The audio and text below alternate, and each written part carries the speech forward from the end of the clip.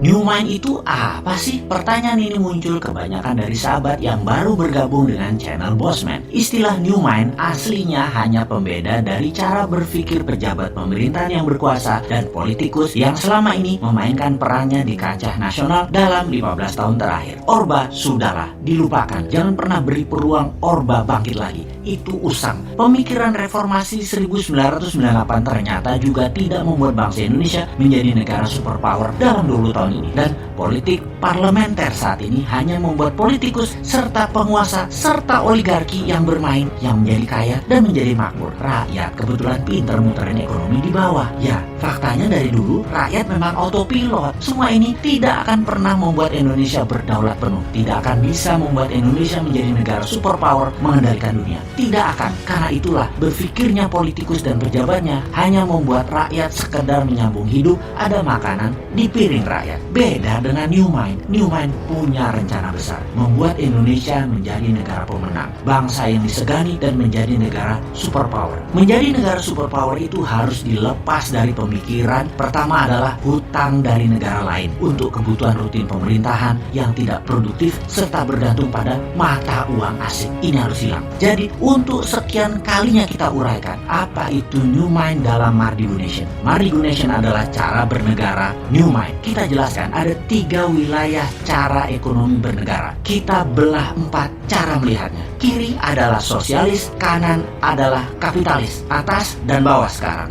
Atas ada elitis, bawah akar rumput.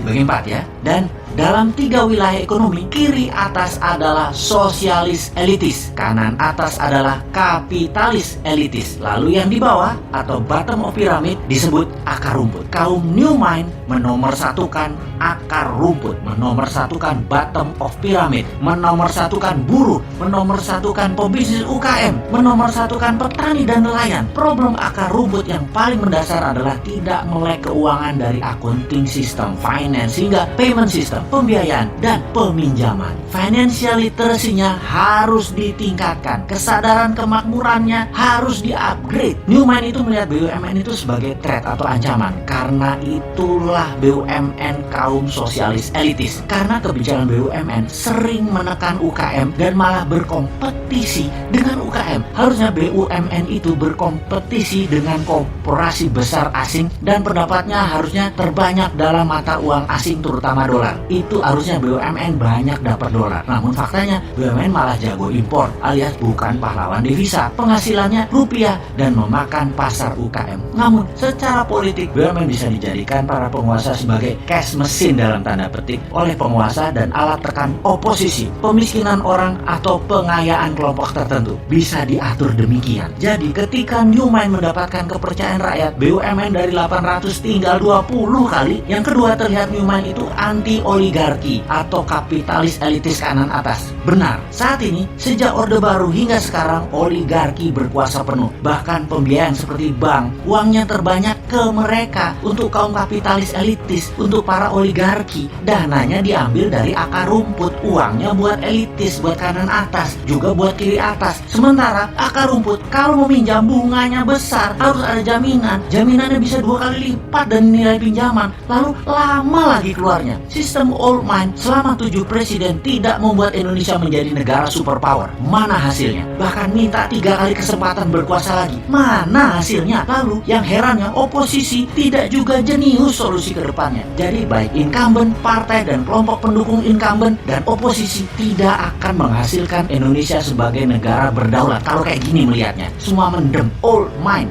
tidak akan paham perang dagang, perang ekonomi, perang biologi yang sedang dimainkan globalis dan dimainkan oleh non-state aktor tersebut. Kemudian climate warfare yang akan dimainkan globalis selanjutnya, mana ngerti sampean. Juga sisi perang Tiongkok Amerika versi 2.0 yang baru lagi yang akan dimainkan, seperti harga komoditi dunia dimainkan. Old mind bakal gagap aja. New Mind harus ambil kesempatan di masa pemilihan raya ke depan, karena yakinlah, karena mereka semua tidak paham para old mine tersebut. Action old mine akan menambah hutang dari 6.000 triliun saat ini, di akhir jabatan 2024 garansi 10.000 triliun, garansi, nggak usah dianalisa itu mah, yang akan membelenggu Indonesia dalam jangka panjang. Untuk bayar hutang aja kita harus ngutang, bisa-bisa jadi fail state kalau gayanya begini, negara gagal kita. Anggap saja bunganya 5% setahun dalam dolar lagi, maka 6.000 triliun bunganya itu 300 triliun setahun. Bayangkan, bunganya aja sudah 20% APBN. Lalu pokoknya bagaimana membayarnya, wahai menteri terbaik di dunia versi negara peminjam hutangan? Jawab dong. Lalu apa yang terjadi kalau rupiah melemah